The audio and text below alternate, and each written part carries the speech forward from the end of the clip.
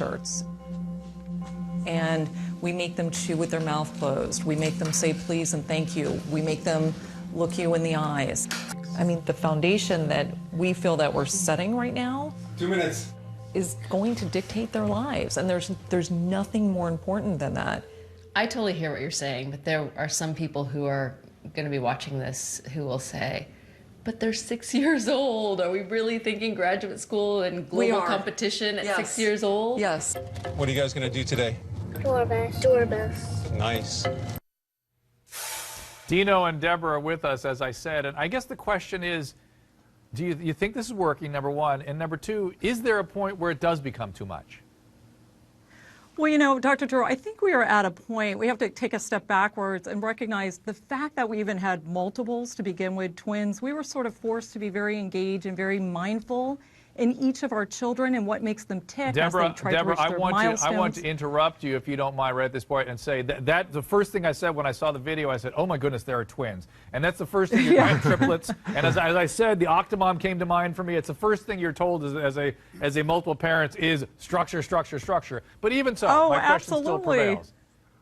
Yeah, no question about it. I mean, I think, you know, look, part of it is we did come to Silicon Valley 5 years ago, and it really made us reevaluate, you know, what our children were going to need for their future. And we know that structure and discipline, and I have to give Dino a tremendous amount of credit because that came really early on when these guys were just infants. And we recognized that by providing the boundaries and the structure for our kids, it was working for them. So we don't keep them out of the house past 7:30. They do have a structured bedtime and a mealtime.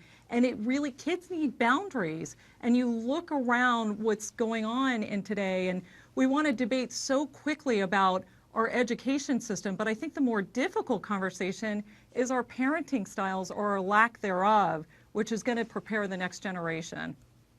All right, Dr. Karp, you're the expert. I'm going to go to you. I think you know what I'm getting at here, which is I'm actually very sympathetic to what they're trying to do. Yeah. I think it is a new economy that our kids are entering. We hear that conversation in the public discourse all the time. But at what point is it too much? Well, but you're not training them for graduate school when they're 4 and 5 years old. Just so you know, I was.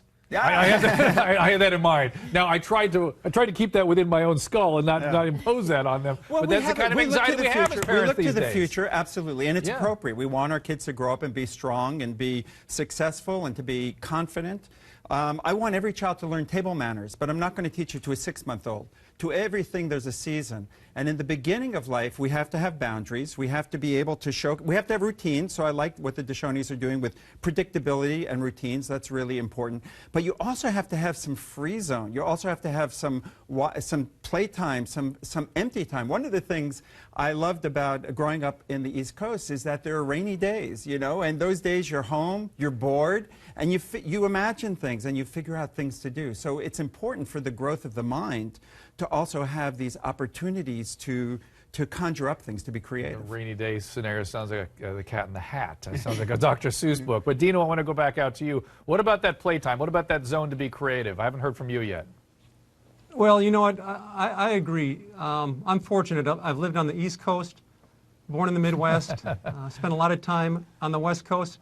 So I'm bringing the best of all worlds to our children right now. And you can't just have discipline and structure and boundaries without a lot of fun, motivation, inspiration, challenging, support. So discipline and structure by itself can be destructive. But when you combine it with all these other ingredients, it's a necessary and wonderful combination.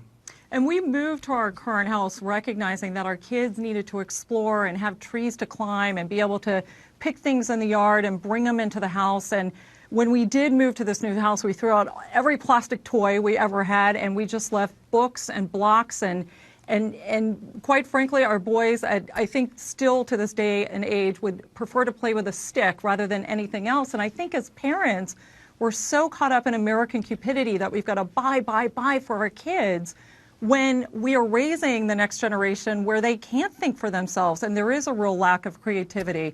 So we're trying to get back to basics and allowing our kids to have that free and downtime and recognize that there's a lot of hours in the day for structure and there's a lot of time in the day for free play as well. So yeah, because I'm going to go to Lisa. Lisa, you're the one that has seen these various parenting styles. So I'm going to go to you for the last word on this. it's not black and white. It's I not, guess. it's not. And my question would be this, though, and this I kind of brought this up about my own anxiety about where my kids end up, is how do we not impose our biases, our anxieties? How do we just be the parent and create the boundaries and give these kids what they need? Well, ultimately, what we observed with all the parents we profiled is they want the best for their children. And in many ways, they see the best as something different from how they were raised. And so they inject that into their parenting But that's styles. all. But if we are compensating for something in our own life, that's again about us. It's true. It's still about true. us. But nevertheless, the intention is there. The one thing I will say about the Pishonis that I appreciate is that they are parents to their children and not friends to their parents. And at a certain point, friends to their kids. Yeah. So, excuse me. And at a certain point, that's important. With the unschoolers, it was up to the kids to dictate what they wanted to learn and when they wanted to learn it, when they even wanted to wake up. And I just don't know that kids at that age are ready to make those decisions. And there's a difference between identifying something real and spontaneous in a kid and supporting that as opposed to having kids in charge. Would you say? Last word. Absolutely. Well, in the beginning, you expose your kids to so many different things. You see what they respond to, what they're interested in, and then you encourage that, but with certain goals and expectations. It's not just a free-for-all. And they either live up to those expectations or they fail. And failure is not such a bad thing either. We learn from that too. Tiger